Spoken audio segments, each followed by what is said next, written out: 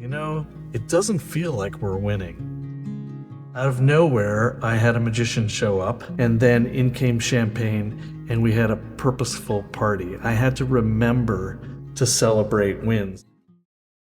Keep shining, be a light. You were made to be a lighthouse, shine bright. Keep shining, be a light.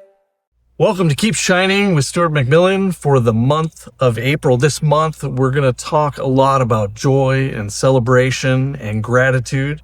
And I want to start by inviting you to party purposefully. You know, successful people often find themselves focusing on problems. They wander around, they got to fix things in order to make things better. And in doing so, we often find ourselves forgetting to celebrate, forgetting to party. I was the president of a company, a telecommunications company a long time ago, and we were really successful, but we were having a billing problem. And I spent all my time with a sour face, marching up and down the halls, trying to figure out how it was that I was going to fix this billing issue. And one of my employees came to me and said, you know, it doesn't feel like we're winning. So I decided to do something a little crazy. I invited all of the employees into a room with a sad face. I think they thought they were all going to be terminated or something.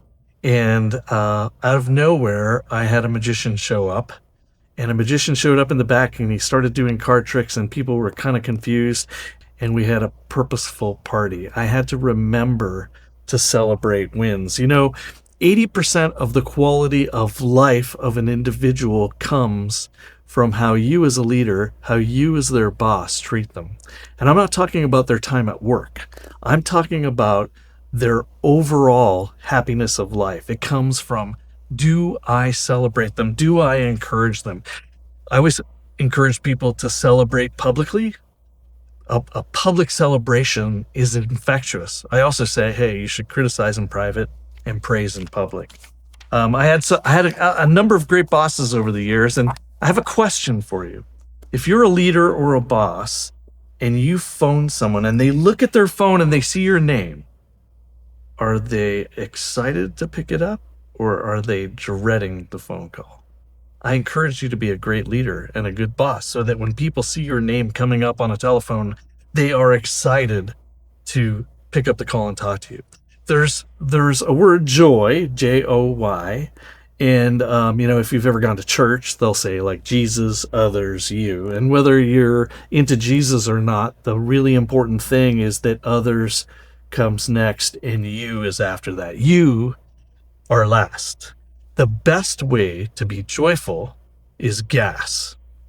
Not like stomach gas or petroleum, but it is gratitude and service. The best way for you to be joyful is to engage in gratitude and service.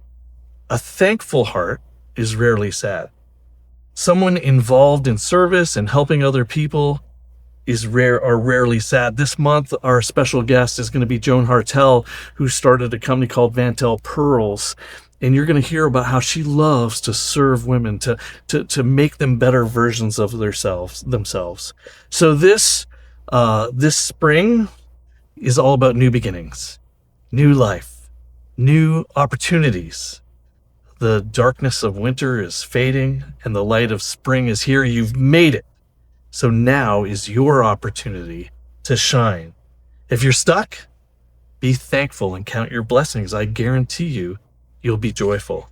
If you're stuck, help other people. You know, in the direct selling channel that I'm in, you know, when we say when you're stuck in your business, the best thing you can do is look at people on your team and help them achieve some goals, some monthly goals. And in doing so, you will not only forget about your own issues, you won't be stuck, but you'll remember how easy it actually is.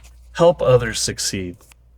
Remember, happiness is circumstantial. Happiness is what happens to us. Joy is who we are, or at least who we can be. In February, I talked to you about being love. Today, in April, I'm going to talk to you about being joy. Be joy. Celebrate. Party purposefully. Keep shining and be a light.